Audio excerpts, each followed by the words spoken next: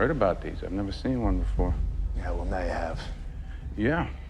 But pay yourself whatever and, monstrously yourself a horny. nice It is tip. super horny. It's terrifyingly horny.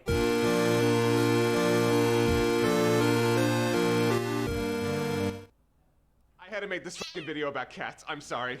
Like you knew about the musical. I'd only ever heard about the movie. I mean, I'd heard about the musical, but you actually knew songs I knew from of it. Yeah, like I've never liked Cats, ever. It's So, a bad musical. It's one of the best-selling musicals of all time. How can it be It's bad? garbage. It's absolute garbage. That's and insane. it always has been. But Andrew Lloyd Webber, he's made one good musical. Which was? Phantom. That's it. Oh. He made Phantom of the Opera. That's the only good musical Andrew Lloyd Webber has ever. Oh, Jesus Christ Superstar is pretty good. Actually, yeah. I like that one. Yeah, I also like that He's one. made two good musicals. Yeah. Is Cats like Jesus Christ Superstar? Let's really start at the beginning. It starts with we're in London. Oh yeah. You know, you see the sky. Apparently there's a So cat in the I sky. saw in I your missed profile that. that you like oh, to by the way, cook. say hi to our This reenactor, is Tyler. over there. Next time you do this, Our See, now you you reenactor? could be doing this. You know what? You know How? what? The reenactor? By using They're right here. Ah, okay. Our reenactor is right here. Oh. Maybe the Oh, entire very time. good. Oh. Depends on how you feel. That's about the size they are in the movie, by the way. Yeah. Right here. So at the very beginning of the opens movie, in London, car drives up to this alleyway. You start seeing in these like human-sized places tiny cat people, and it's freaky right off the bat. Yep. Because little tiny cat people in human environments is fucking scary. it's horrifying. not good. Meanwhile, they this movie came out in like this musical came out in like the early 90s, and they used a lot of MIDI sounds for the actual musical. Yeah. And then they decided to also do that for the movie. They didn't make it like a big bombastic score. They brought back the MIDIs, like Casio keyboard music. Why would you modernize the score for a 2009 goddamn It's a movie. You can have like a giant orchestra, but like MIDIs. They're just like Casio keyboard sounds. Apparently, Andrew Lloyd Webber, when it comes to film adaptations, actually has kind of a stranglehold on everyone's dicks. So maybe he went in there and was like, "No, you have to keep the music exactly as it was. If you change it, I'll throw a fucking fit." I don't. But like the Phantom movie changed things, and he was directly involved in that production.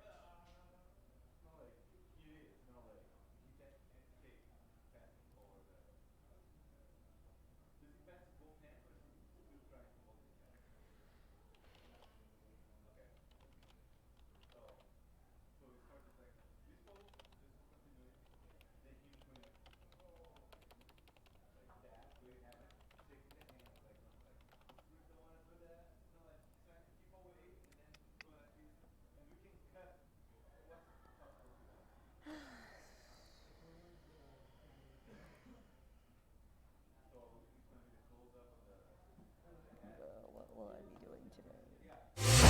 I would personally love to know a little. What are we supposed to do? Working like. I want something to listen to.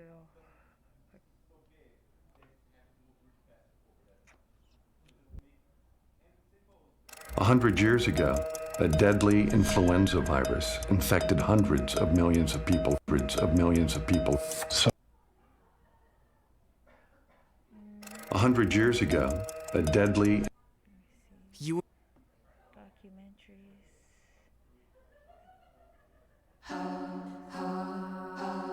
Everybody. Rotten, maybe.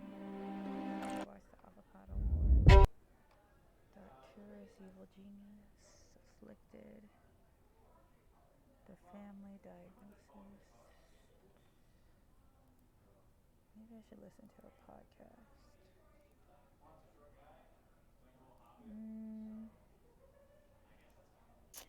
Damn it. Rose, is this another? When the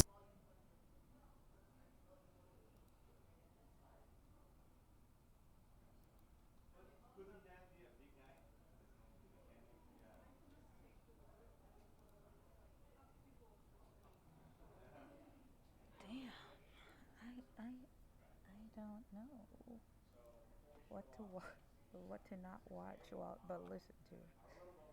If either I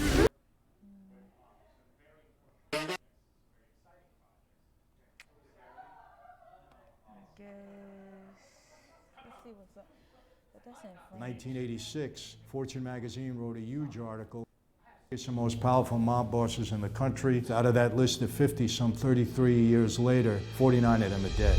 I'm the only one that survived. My name is Michael Francis, and I was a former capo regime in the Colombo crime family back in New York, one of the 5 New York Mafia La Cosa Nostra families. My dad was the underboss of the Colombo family. His name was Sonny Francis. My dad was a very highly publicized figure. He was a major target of law enforcement, had a lot of media attention. And I grew up, as a result of that, actually hating the police, because I loved my father. You know, I always saw them as the enemy, you know, trying to hurt my dad, trying to hurt my family. And originally, my dad didn't want this life for me. He wanted me to go to school, be a doctor. I was on that road until my dad got in some very serious trouble in the 60s. And in 1966, my dad was indicted in federal court for masterminding a nationwide string of bank robberies. After a lengthy trial, he was convicted. 1967, he was sentenced to 50 years in prison. He was shipped off to Leavenworth Penitentiary in Kansas to do his time, and I was a pre-med student, and when my dad went away, I was devastated. He was 50 years old when he went in.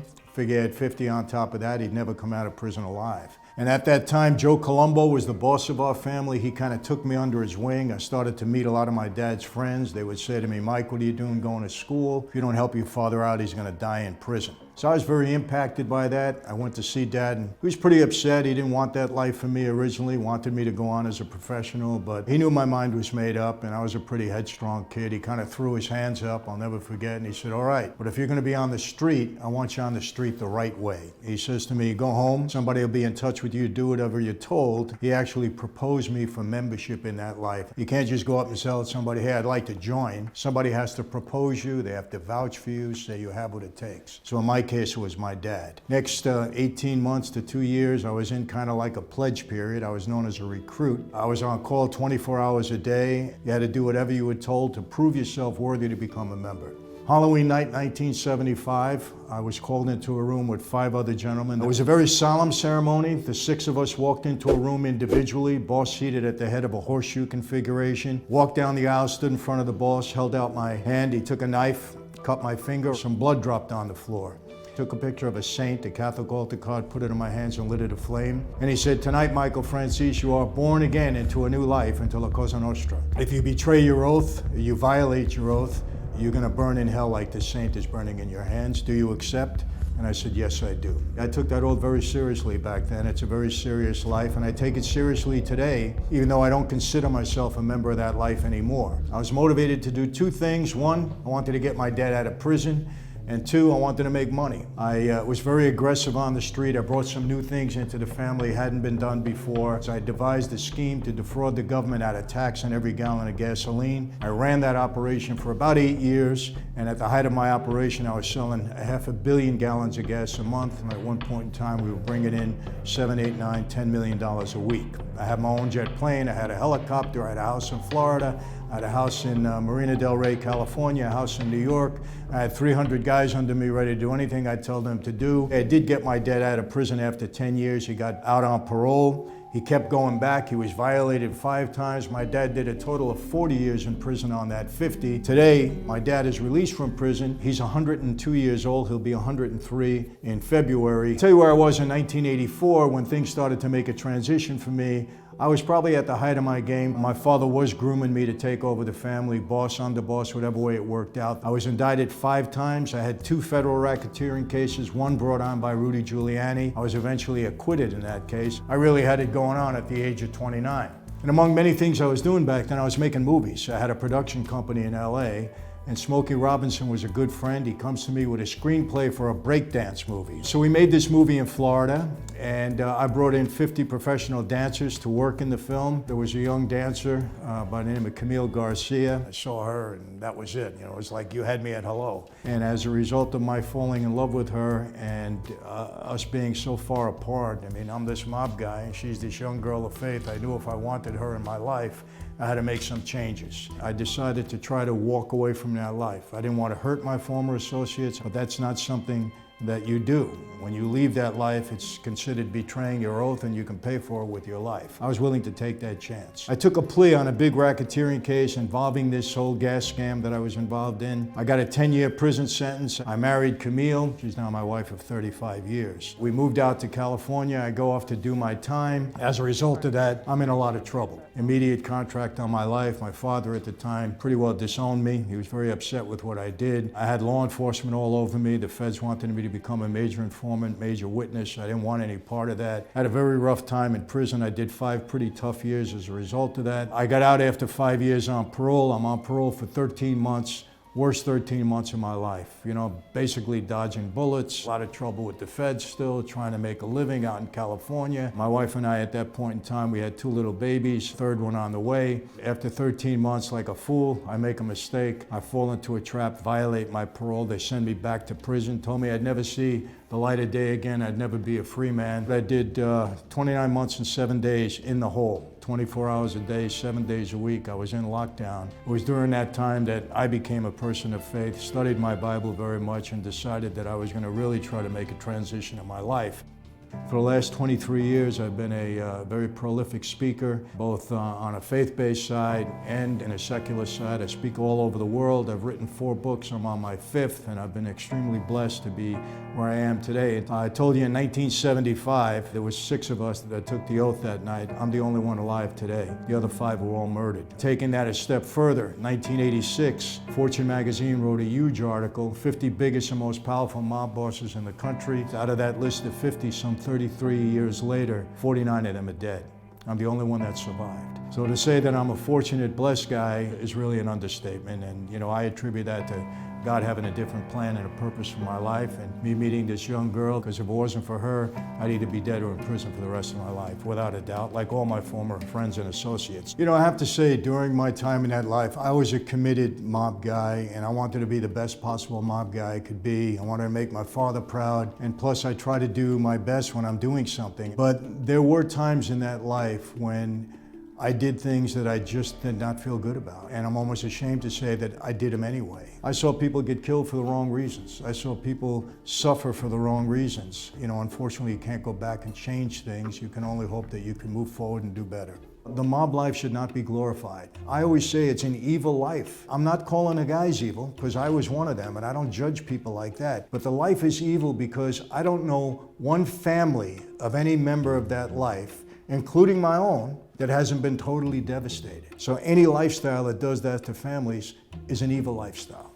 You know, I just really want to encourage people that you can't come back from a bad situation. I mean, look, everybody predicted my death. When I walked out of prison, everybody, from law enforcement to everybody on the street. The important thing is you got to be held accountable. You got to surround yourself with the right people, because in this life, you are who you hang out with. And I have a wife that holds me accountable. I have children that hold me accountable. I have a church that holds me accountable. And this is the way I stay on the right track. You can come back from a bad situation. You can defeat the odds. And I just want to encourage people to never give up hope in that regard.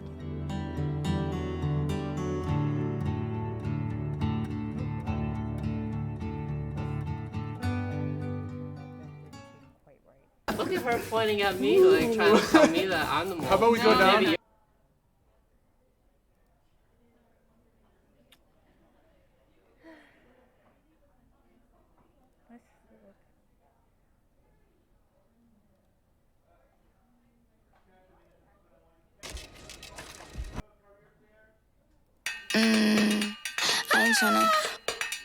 I ain't tryna.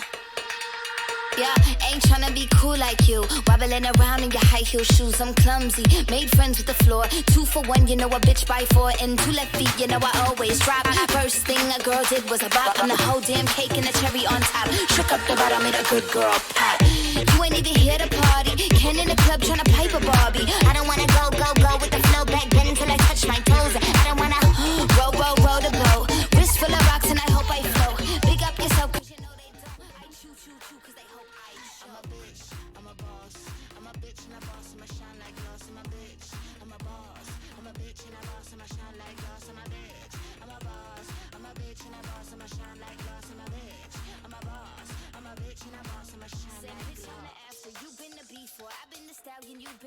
course. Don't need a report, don't need a press run.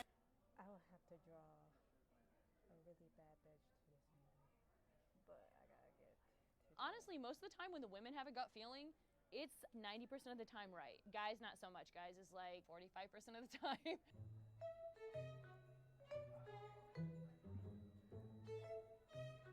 My name is Elizabeth. I'm a private investigator in Los Angeles.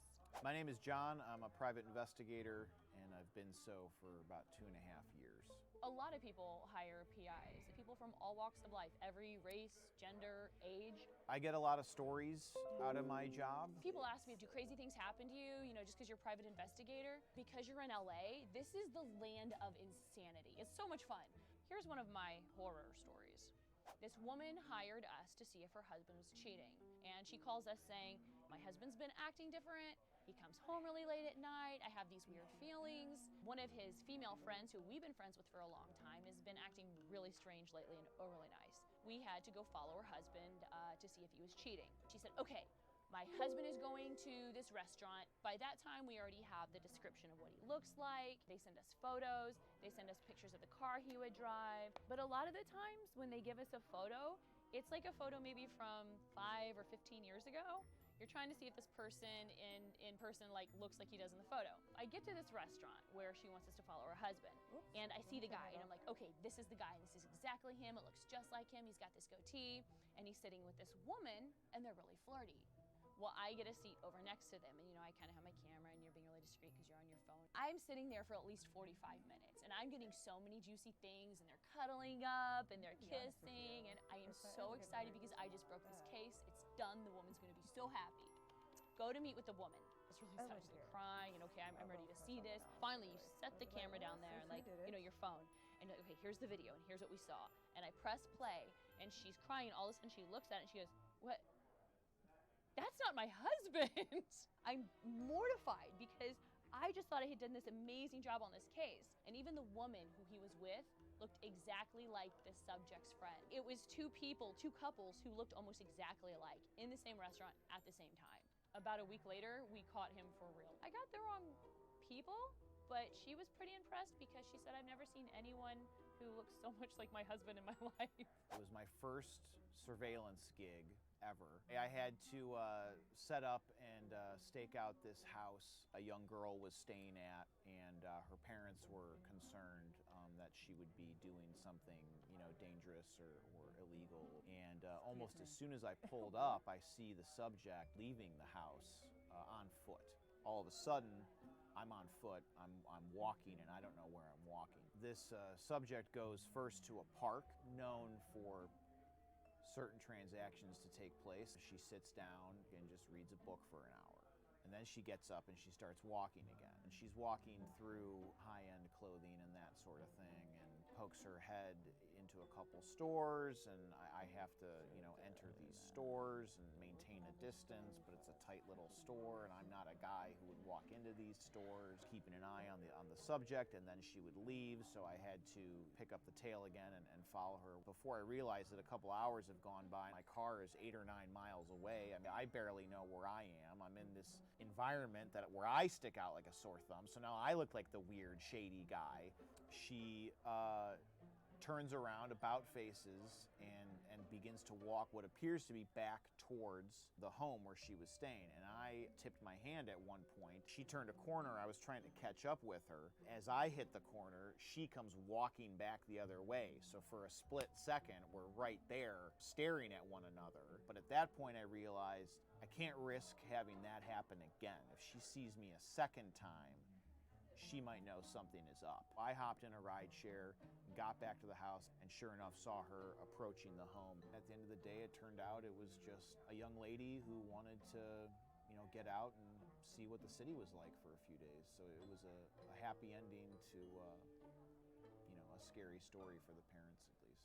So I was on an investigation. The wife hired us and said, I think my husband's cheating. And I was called to be kind of the bait. We're called bait girls, to see if the guy's gonna bite and cheat on his wife. He did really fast. And while we were on our first date, we were sitting there and we were having dinner, and all of a sudden he leans over to me and he's like, I have something to tell you though. And I was like, okay. And he goes, you may not know this, but I'm really smart. And I was like, Yeah, obviously you're really smart, you know, and charming and all of that. And he goes, I know my wife. I think she's hired a private investigator. So I just had to keep, you know, really cool. I was like, oh, really? And he goes, yeah, no, I think she did. And I was like, oh, nobody does that. That's crazy. Do people actually hire PIs these days? And he's like, yeah, but I'm on to her. And I was like, okay. On the third date, he tells me, I just feel like you're actually a PI.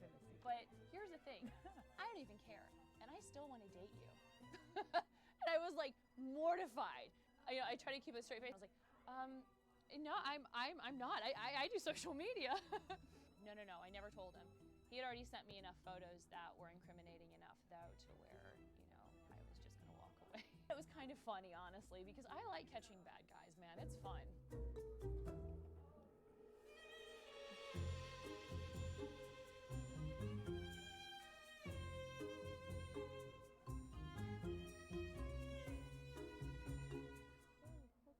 Everything kind of got messed up for the last big stop, which was kind of the draw of the trip. Was it at least postable on Instagram? I don't think I posted it. I think I was that mad about the whole situation.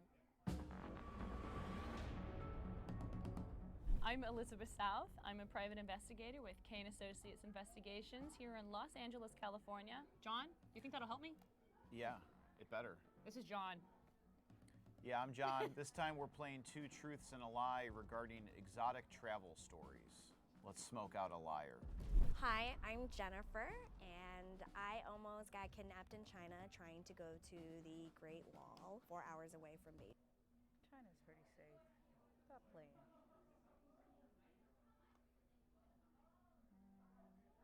Did you know you can make a living full-time online? You don't have to go into an office or step. Not going to have any millionaires. Is that you don't have to do anything and you live. No, I don't want to be a housewife. The Greek Symposiums, Jesus' Last Supper, Woodstock, all parties that changed the course of history. It's one thing to throw the greatest party of any given city, college, or state, but to throw a party so grand that it makes the history books is a goal too lofty for even the more ambitious rager. One such party occurred in the history of the Walt Disney Company that was not only infamous for its wild nature, but also for its occurrence at a turning point in the company's history.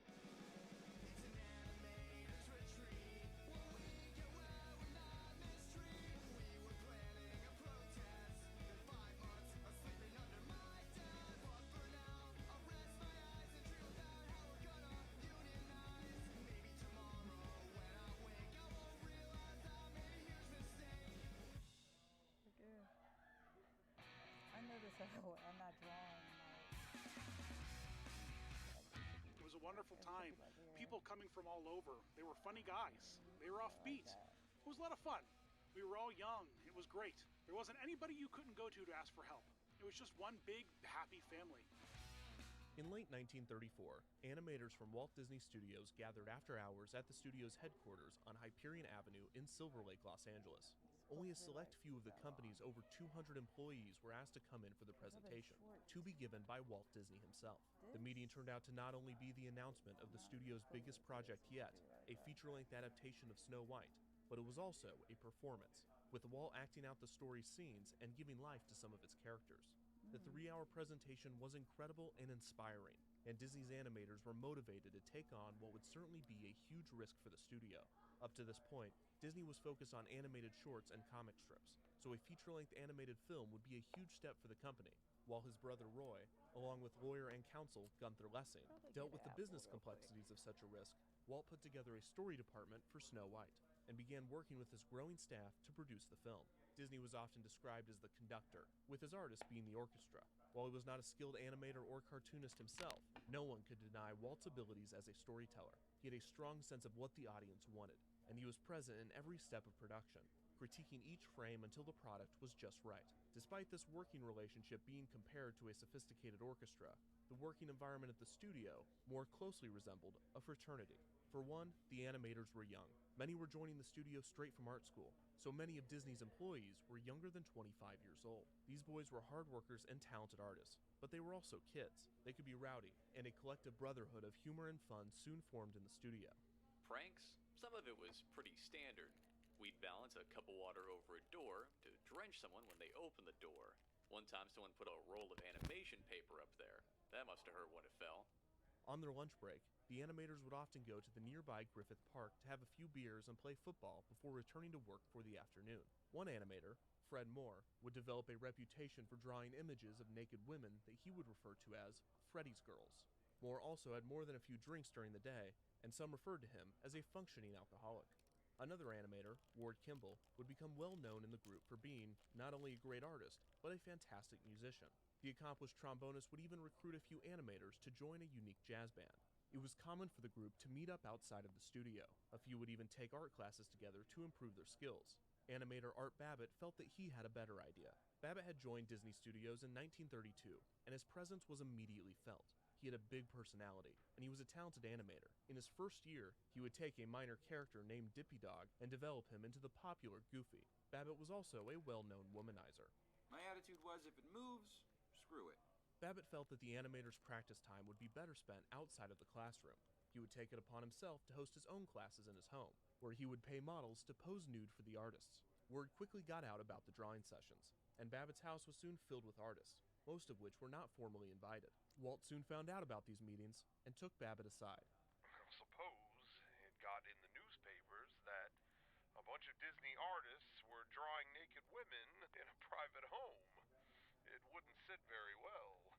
Walt was happy that his animators were excited to practice their skills, and he offered Babbitt the studio space for the sessions. Solidifying this fraternal working environment was the studio structure. At the time, Disney Studios was segregated, not racially, as Disney would not hire a full-time African-American animator until 1957, so in a certain sense it was, but also, it was segregated by sex. The animation process was separated into different departments, mainly the key animators, who would draw the key poses of the animation, the in-betweeners, who would draw the frames in between the keys, the ink and paint department, who would ink and paint the drawings, and the camera department, who would capture the frames on film. All of these departments were made up of men, except for ink and paint, which was composed of women. These women were performing a task that required a high level of precision and artistry. They were paid the least and received little to no credit for their work. But the boys in animation appreciated them a lot. There were rules against inter-office relationships, but these only applied to the legitimate courtships between the animators and the ink and paint girls. On top of being ineffective in their sole purpose, these rules did not account for workplace harassment, as this concept was still decades away from entering the mainstream. This was also prior to women entering the workforce in droves. Had the animators been accustomed to working in tandem with women, in theory, there would have been less harassment. This theory was soon disproven every day for the past 80 years. At Disney Studios specifically, the attitude towards the ink and paint girls from the men was so obvious that it would make its way into an employee manual a few years later, in which an illustrated animation boy and an ink and paint girl are seen walking around the studio. And in almost every single image, he is seen gawking at her. Every single image. Except for this one, where he's gawking at a waitress. Walt felt that this workplace culture was unacceptable, mostly because it slowed down the boys' work, so he did his best to put a stop to it. You know, at the studio, there was a strict dress code in those days for employees. Women were not allowed to wear pants, and sobered colored shirts and blouses weren't very appealing. The ink and paint girls were separated from the animators. The Disney brothers had sent out a memo that if you were in animation, you weren't supposed to dip your pen in the company's ink and paint, which was their way of saying behave yourself with the ink and paint girls. If you told a dirty joke within earshot of Walt, you might get fired. He didn't put up with any of that stuff. Walt might have drawn the line at dirty jokes, but he had a hard time enforcing the restrictions on inter-office relationships. It wasn't long before couples formed, and multiple marriages came not long after. Claude Coates, Ken Peterson, Ward Kimball, and more would find their wives in the studio, most from ink and paint, and the amount of relationships would rise as more people were added to the studio to work on Snow White. One of Walt's managerial talents was his ability to hide a threat within a joke, as he would do whenever an inter-office marriage would occur. I had gotten married. I married a gal named Dorothy Powers. She was a supervisor in the ink and paint department. The first words from Walt were, "I'm supposed to fire one of you two people." Of course, that was very discouraging. Even with his passive aggressiveness, Walt found little success enforcing the relationship policy. After all, he had met his wife Lillian in the ink and paint department, so he could only say so much. Yeah, exactly. While there was still the physical separation of the men and women at the studio, there was one non-secretarial girl consistently with the boys in animation, 14-year-old Marge Belcher. The young dancer had been selected to model as a reference for the character of Snow White, and the animators immediately welcomed her into the family. Due to her age, many of the boys saw her as a little sister, but not Art Babbitt. Babbitt pursued her romantically, and the two began seeing each other. Waltz himself was so upset at the situation that he was preparing to fire him when Babbitt announced that they were getting married. They would be wed in the summer of 1937, when Belcher was 17 and Babbitt was 29. Waltz saw this fraternity of boys as a family, but as endearing as it may appear, it was Walt's version of family. Walt's father Elias had instilled in him a tireless work ethic and rarely praised his work, and Walt brought these philosophies to his family at the studio. Animators were expected to work long hours and under Walt's perfectionist eye. Walt also fancied himself a mentor, a man that had conquered life and was ready to pass his wisdom down. He had put in years of manual labor on the Kansas City paper route, had served in World War I, had seen success and failure in animation, and had even suffered defeat with the loss of Oswald the Lucky Rabbit, only to find triumph with the creation of Mickey Mouse. Walt believed he had done it all at the young age of 32, but it should be noted that the average life expectancy at the time was only 58, so wisdom had a lower cutoff. Since his staff were almost all younger than him, he viewed himself as a familial superior. Not necessarily a father, that position might have been better attributed to his brother Roy or Gunther Lessing. Walt was something more inviting, an uncle. This would later become his relationship to the United States as a whole, but in the mid-1930s, he saw it as his relationship to his staff. Reportedly, Walt even asked Marge to call him Uncle Walt as she modeled in the studio. The initial inspiration of Snow White quickly turned to determination, and soon after to desperation for everyone involved. For Walt, it was a huge risk. He took on a significant financial burden himself, liquidating many of his personal assets to fund the film. For the animators, it was grueling work, with most of the film's staff working 12-hour days and often 7-day weeks. The entire studio sprinted to the finish line, and once the film was complete, the staff collectively collapsed from exhaustion. But it was clear that they had created something special. I may not want to listen to it.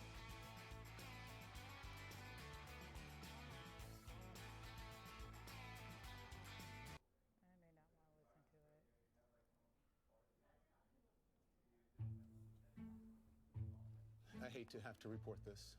The breaking news just into CNN is that actor Robin Williams is dead at the age of 63 from an apparent suicide. This is absolutely shocking and horrifying. And some people say, Robin, I'm a functioning alcoholic, which is, you can be one. It's like being a paraplegic lap dancer. You can do it. People were drawn to him because of this electricity, whatever it was that he radiated that propelled him and powered him. Another generation has lost another bright young comedian. Tonight in Chicago, there are tears at the death of Chris Farley. Comic actor John Belushi died today. Sam Kinnison's funeral will be held at Forest Lawn in Los Angeles. This morning, we've learned a popular comic from St. Paul has passed away. Mitch Hedberg died in a hotel room in New Jersey. We just lost Brody Stevens. It's such a hard one to take because everyone loved that guy. So heartbreaking that such a funny guy. Yeah. So we hate to lose comedians. You know, why is it so many times the people who are the funniest deep down have a horrible sadness? Are comedians more depressed? I bet there's a lot of depressed stockbrokers. I don't know. I'm no expert. Just another white guy in his 30s with glasses who does comedy and gets sad. There must be something to it. Like, you know, if we're making a documentary, there must be something to it. If ignorance is bliss, then the opposite must be true also, where clarity is misery. I have this theory that maybe percentage-wise, comedians aren't more depressed than the rest of society.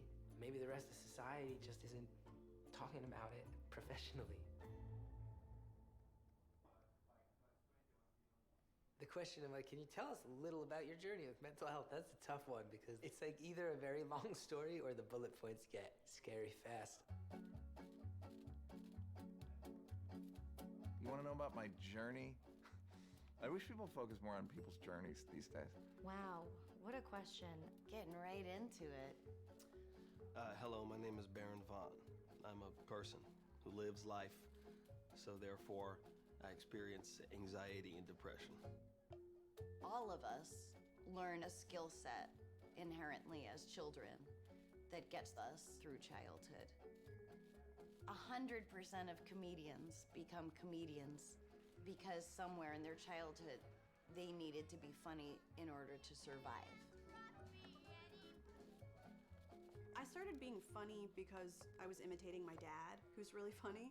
And my brother's funny, my mom is funny, so funny was just a common language in our household. If you could make people laugh, you could take down their defenses. And if you could take down their defenses, they would listen to you, and they might even like you. That survival was finding a way to be funny, to diffuse a scary household or abuse, or to be the first one to make a fat joke before someone else does, or you might be the only Jew that anyone knows. And I was like covered in black hair and tiny with big teeth that didn't fit my tiny head. All those things were fed into how I became a comedian because I needed to be funny, to be liked. Just being good at this and trying to be funny and trying to be smart and trying to get the laugh, that's the thing that I was able to use to self-soothe. Maybe it's because I was such an insecure, warped little creature that I needed that laughter to feel good about myself, but it did get me high, and I loved it. In 5th grade, I did a solo talent show act. It was basically a one-person sketch that I wrote called The Me Station, which was all about a TV station where there was only one person playing all the parts. And I made everyone laugh, and it made me more popular. I mean, I can only say that in those binary terms because that's all that matters when you're a kid. It literally, people respected me more. I'm the youngest of 10 kids, and early on I was like, something's not right about this. I don't know how much energy I'm supposed to have, but I feel like I don't have enough. I don't know what people are walking around with, but I feel like based on civilization, other people have more than I do. When I was 8 or 9 years old, I must have had my first panic attack, and I didn't know what it was. I remember thinking that if I ate more food, I would feel better. And so for years, I just thought, oh, this means I'm hungry. A panic attack is basically the inverse of an orgasm. It's like the worst feeling you could have. I had a sense that something was up. Probably around like 5th or 6th grade was when I started to feel a little bit aware that I was not on the same wavelength as the people around me. And by 8th or 9th grade, I was very deeply in my own head and already very, very adept at hiding how I was often feeling on the inside. You know, there's a difference between like, this is who I am and I feel sad today, then I'm so sad that I don't feel like myself. Depression is so vague, but it's insidious in that it's like, no, you're sad because you're the worst. And then you're like, oh yeah, I am the worst. I was in college, and it actually first manifested as issues around eating that later turned out to just be a mask for depression.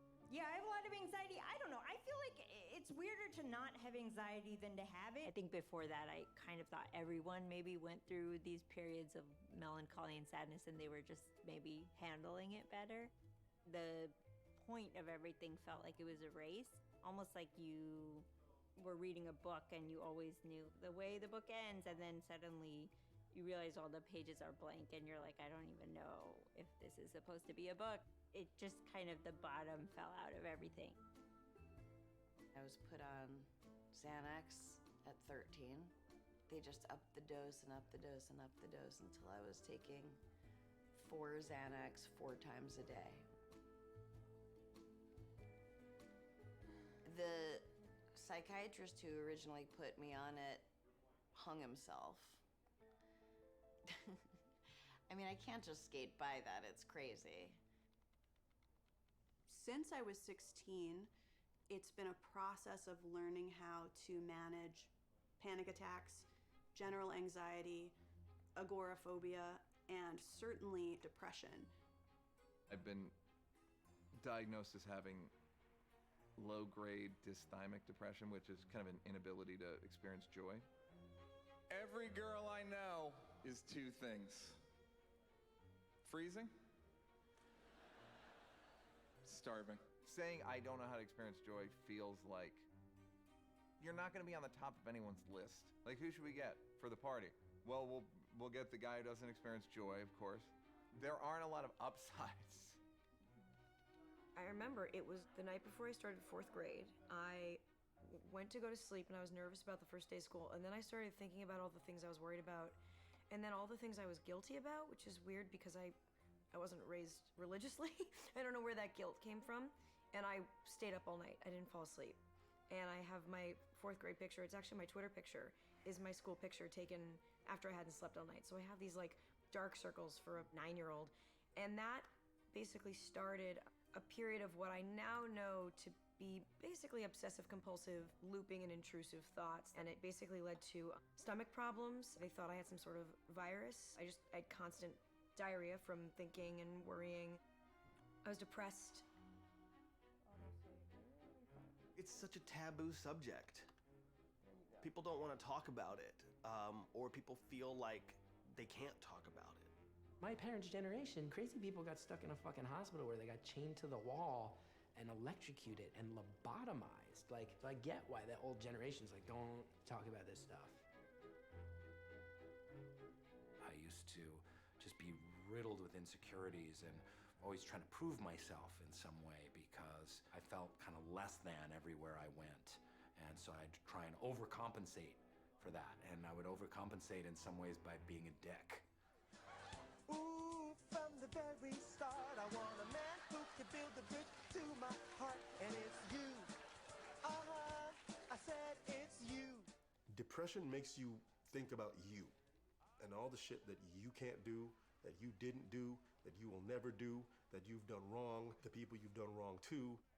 Someone on the outside goes, oh man, you get to travel all around the country and you're getting to be on stage in front of thousands of people, getting the pats on the back and everybody, hey man, I want to buy you a beer. Shit's great, rah!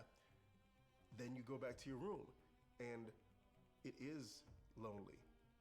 You were just on a high and now you're by yourself. Anxiety, especially for a creative person, is our creative talent, our creative abilities that we have turned into a blunt object, and then we continue to hit ourselves over the head with it. The spiral that you can go to in anxiety is just good writing when it comes down to it. It's good storytelling is what it is. Comedians especially. We believe that these feelings are our creativity. I don't know much about J.R.R. Tolkien, but when I watched Lord of the Rings, I remember feeling like that fucking guy who was in King Theon's ear, who's just like, no, don't fucking trust anybody. None of these people have your best interests in mind. You only fucking listen to me. I was like, I wonder if J.R.R. Tolkien had depression, because that's my depression. It's right here, and I'm so fucking tired and miserable and beat up. Everybody's in front of me going, why won't you let us help you? And it's in my ear going, don't trust any of these fucking people. They don't have your best interest in mind. And I always felt like Gollum really reflected my substance abuse issues. So I don't know what Tolkien went through, but I bet he and I would have a lot in common. Humor is how we all survive. It's not just comedians, but I think a lot of people find humor in the darkest places. Chappelle did a joke about me where he said he was gonna write a self-help book for me called Just Drink, but I don't like drinking. His point is like, fine, you don't think I'm depressed? Like, man, just get drunk. It's fine. It's part of the human condition. Just think about me when I was like a 19-year-old comedy nerd starting out, depressed, fucked up, looking for any excuse to not get help. And the fact that some of my heroes were messed up was a justification for that. Our first guest tonight plays a sort of creepy character, Dwight Schrute, on the hilarious NBC series The Office. Say hi to the very funny Rainn Wilson. Once you get famous, there's all kinds of weird pressures that get put on you. So for an insecure, kind of anxious guy, all of a sudden you've got all these other pressures. I was in Vancouver filming a TV show. I felt like I did not have a right to feel the way I was feeling because I was employed during the recession and I was on a TV show in a different country with great food. I mean, you want some good food. I'm talking Vancouver. It was just a malaise that I just felt heavy all of the time. But I didn't think I was sad, which is why I didn't recognize what was happening. because I thought maybe I'm depressed. Nah, I don't feel sad, so that couldn't be what this is. I would wake up, get my laptop in my lap, be IMing all day, and then suddenly it was 9 o'clock at night and I hadn't gotten out of bed the whole day. And that would go on for weeks. I had a box of Cheerios that I would just go through. That's all I was eating was cereal. I was bathing with Dawn dish soap because I would run out of soap and didn't want to go to the grocery store, which was a 5-minute walk away, by the way, but it felt like it was so far away. Breakfast cereals? Oh man, you ever notice that sugary cereals are on like the bottom shelf of the cereal aisle and healthy stuff's at the top? So when I, at 2 a.m., finally find the 24-hour grocery store to indulge in my shame, I'm told a story as my gaze drops of who I should be as opposed to who I actually am. When I was in college and it got at its worst, I had one of two dreams. I would either have a dream where I got into a confrontation with someone that got to a point where I went to throw a punch and I would not be able to complete the punch and everything would freeze and I'd just look. Or I had a dream where I would get out of bed and at the foot of my bed, I had this little bookshelf with my TV on it. And I would have this dream where I would wake up, see that it was about to fall, I would get out of bed, and I would just quietly hold the bookshelf in place all night, making sure that nothing fell. And I realized at a certain point I was in all this pain in my neck and my shoulders and my chest because I was actually sitting in my bed all night doing this or this. Like if you had walked into my room and seen me sleeping, you would have seen me physicalizing my anxiety dream. And when I say I had one of those two dreams every night for a year, that is not an exaggeration. I would start my days waking up in physical pain because of the level of anxiety I was feeling. I exploded up out of my dad's balls. That's a lot. It felt as fast as, I always say this, like when a cloud covers the sun and it's suddenly dark. It just was so quick from one moment to the next, and all of a sudden I just felt this terror. At that point, I had just been hired at Saturday Night Live, and out of nowhere, I was like, I want to move home to New Hampshire. I'm gonna quit.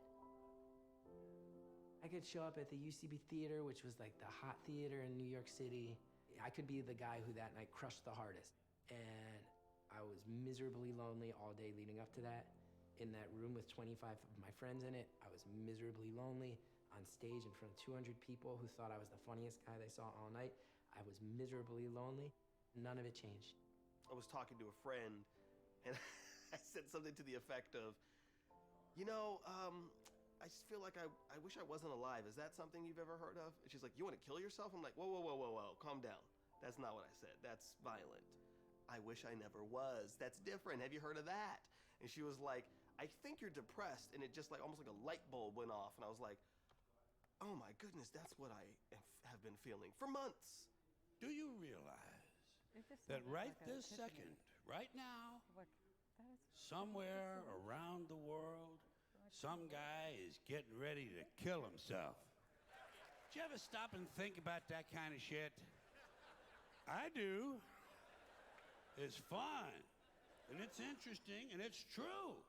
Right this second, some guy is getting ready to bite the big bazooka. Had a lot of suicidal thoughts, but a lot of fantasies about something happening to me being the ideal so that no one would have to kind of be ashamed in my family. And I wouldn't say I crashed a car on purpose, but the way I always describe it is there was an accident happening and I kind of went with it. When I was 17, I lost my little sister Christina to suicide. She was 13 at the time.